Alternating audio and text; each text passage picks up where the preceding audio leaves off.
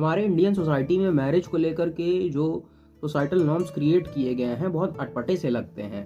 जो आम तौर पे अरेंज मैरिजेस में अक्सर हम देखते हैं कि जाते हैं लोग लड़की के घर पे, लड़की को देखते हैं, पसंद करते हैं, उसके बाद एक अमाउंट दे दिया जाता है कि हाँ हमें लड़की पसंद है, ये लीजिए 20,000 रुपये, 50,000 रुपये, अब इसकी बुकिंग या फिर रजिस्ट्री किसी और दूसरी जगह पे मत कराइएगा। मतलब मुझे जो समझ में आता है इस तरीके का सिस्टम है, बाकी उनका अपना जो भी मानना हो उस पैसे देने के पीछे का इंटेंशन वो पता नहीं। यहाँ रिश्तों को भी ऑब्जेक्टिफाई करना, एज ऑब्जेक्ट की तरह ट्रीट करना, एक सौदा करना, व्यापार करना, ये किस हद तक सही है। शादी जैसे पवित्र रिश्तों को हमारे हिंदू धर्म में हम लोग 7 जन्मों का रिश्ता मानते हैं, और उसके बाद अरेंज मैरिज या फिर जो भी इस तरीके की मैरिजेस होती हैं, कंडक्ट कराई जाती हैं सोसाइटी में, वो एक कॉन्ट्रैक्ट है और उससे तो कुछ नहीं। तो इसमें शायद मुझे नहीं लगता कि कुछ गलत है। आप ही सोचिए कि इंसान जब कोई जमीन खरीदने जाता है या कोई सामान खरीदने जाता है तो उसको जब चीज़ पसंद आती है तो उसकी बुकिंग करा देता है कि हाँ ये मेरे तरफ से आपको बयाना है 20,000 50,000 रुपये, आप ये ज़मीन मत बेचना।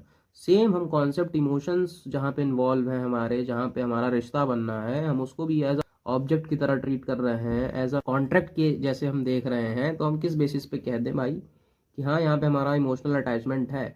वो इमोशनल अटैचमेंट बाद में फिर सोसाइटी के डर की वजह से और फिर जो भी इन्वॉल्वमेंट होता है हमारे आसपास की वजह से उसको लोग एक्सेप्ट कर लेते हैं। लेकिन जो फैक्ट की बात है वो बेसिकली बहुत सारे लोगों को पता ही नहीं है कि हाँ एक्चुअल में सही क्या है गलत है। उनको लगता है कि हाँ कि हमारे समाज ने एक सिस्टम क्रिएट किया है, हमको इसी हिसाब से चलना है, यही सही है। लेकिन रिश्तों को एज ऑब्जेक्ट की तरह ट्रीट करना और उनके पीछे ये सारे पैसों वाले सिस्टम को इन्वॉल्व कर देना और उसको रीति रिवाजों के साथ जोड़ देना सही नहीं लगता है। कि आदमी के जहाँ इमोशंस इन्वॉल्व हों, 7 जन्मों का हम बंधन मानते हैं, रिश्ता मानते हैं, और वहाँ पे उस तरीके की चीज़ें थोड़ी सी नागवारा गुजरती है।